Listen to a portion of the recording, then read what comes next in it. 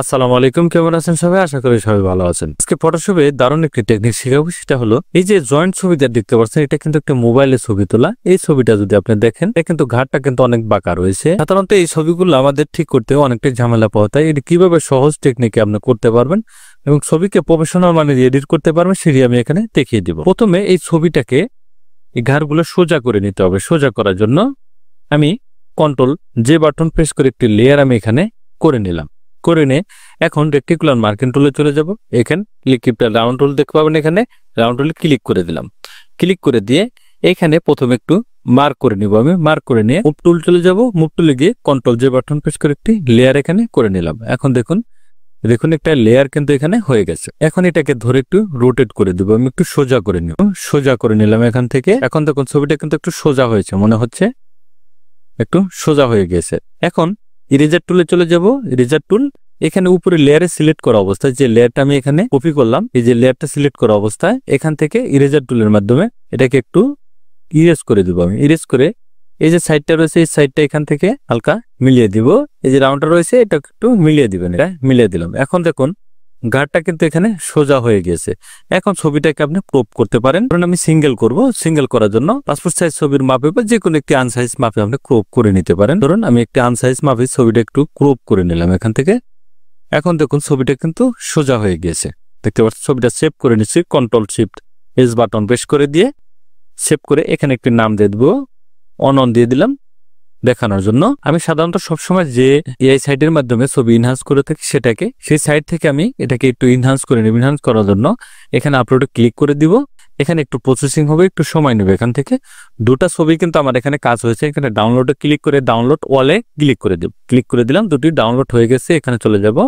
এখান থেকে ছবি দুটোকে ওপেন করে নিচ্ছি। আমি এখান থেকে ওপেন করে নিলাম। শ্যাডো গুলা রিমুভ করবো। রিমুভ করার জন্য কন্ট্রোল যে বাটন প্রেস করে দিচ্ছি। কন্ট্রোল এম বাটন প্রেস করে হালকা একটু কাজটা আমি এখান থেকে একটু বাড়িয়ে দিলাম।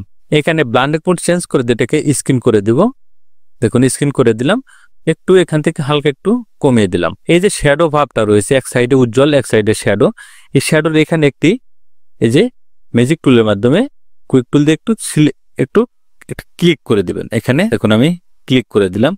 দেখুন যে ব্ল্যাক যে শ্যাডো যেটা ছিল সেটা কিন্তু এখানে মার্ক করে নিয়েছে, দেখতে পাচ্ছেন। কন্ট্রোল অল্টার ডি এখানে ফেদার দিয়ে দেবো। ধরুন আমি 50 দিয়ে দিচ্ছি, এখানে 50 ফেদার দিয়ে দিলাম। এখন কন্ট্রোল এল বাটন প্রেস করে দেব। এল বাটন প্রেস করে দিয়ে হালকা একটু এখান থেকে একটু বাড়িয়ে দেব। এটা একটু কমিয়ে দিচ্ছি, লেভেলটা একটু এই সাইড থেকে আর একটু বাড়িয়ে দিলাম। ওকে করে দিচ্ছি। এখন দেখুন ছবির দুটো সাইড কিন্তু মোটামুটি একটা ঠিক চলে আসছে এবং কি শ্যাডোটাও কিন্তু এখান থেকে রিমুভ হয়েছে। এখানে আরো কিছু শ্যাডো রয়েছে, সেখান থেকে আপনি একটু শ্যাডোটা একটু রিমুভ করে নিতে পারেন। কন্ট্রোল এল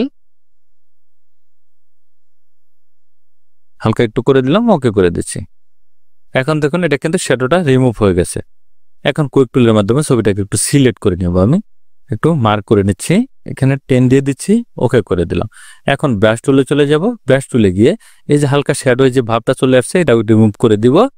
এখানে স্মুথ ব্রাশ নিয়ে নেবেন। স্মুথ ব্রাশ নিয়ে হালকা এখানে কিবোর্ডের অল বাটন চেপে ধরে কালারটা নিয়ে নেবেন। এখানে অপোজিটি অবশ্যই একটু কমিয়ে দিয়ে কাজ করবে। হালকা এখানে একটু ঘষবেন, যেখানে শ্যাডো রয়েছে সেখানে একটু ক্লিক করে দিবেন। ক্লিক করে দিলেই দেখতে পারবেন শ্যাডোটা কিন্তু এখান থেকে রিমুভ হয়ে যাবে। হালকা করে দিলাম, বেশি করবেন না, বেশি করলে ছবিটা কিন্তু জ্বলে যাবে। দুটি ছবির তফাৎ দেখুন। এই ছবিটা হলো অরিজিনাল ছবি, এনহান্স করা ছবি, আর এটা হলো আমি কাজ করেছি। দেখুন এটা কিন্তু চেঞ্জ কিন্তু এখান থেকে হয়ে গেছে। অনেক সময় এই যে এরকম দেখুন, এই যে ছবিতে কিন্তু দাঁত বের হয়ে আছে, মুখের যে টিথ সেটা কিন্তু বের হয়ে আছে। এটাকে আমি একটু চাপানোর চেষ্টা করব। চাপানোর ক্ষেত্রে এখানে কলন স্ট্যাম্প টুলে যাব। কলন স্ট্যাম্প টুল এইখান থেকে এই যেটা রয়েছে এখান থেকে হালকা অল বাটন চেপে ধরে কালারটা নিয়ে একটু একটু এখানে ঘষে দিবেন।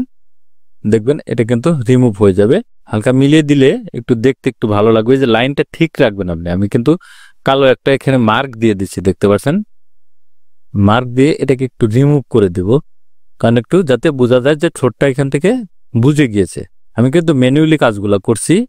এটা আরো বিভিন্ন ধরনের ক্রিটিক্যাল অপশন রয়েছে, সেগুলা নতুনরা অনেকেই বুঝতে পারবে না, সেজন্য আপনি নর্মালি কাজটা করতেছি। এখান থেকে দেখুন এই যে ঠোঁটটা কিন্তু এখানে বুঝে গিয়েছে, দেখতে পাচ্ছেন।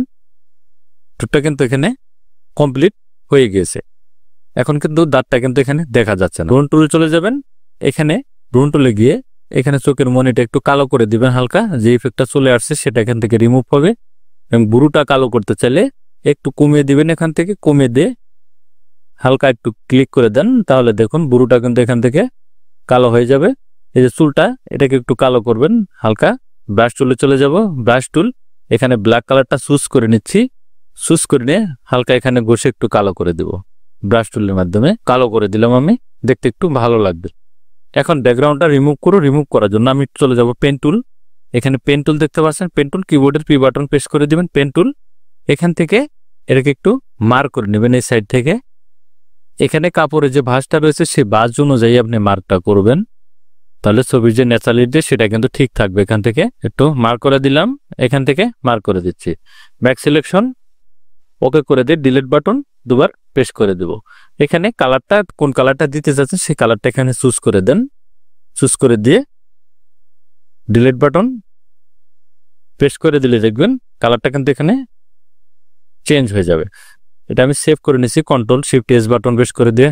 ভালো থাকবেন সবাই। ভিডিও যদি ভালো লাগে অবশ্যই লাইক কমেন্ট শেয়ার করে দিবেন, সাবস্ক্রাইব করে বেল আইকন চালু রাখবেন। নতুন নতুন ভিডিও পেতে চ্যানেলটি ফলো করে রাখবেন। ভালো থাকবেন, সুস্থ থাকবেন, আল্লাহ হাফেজ।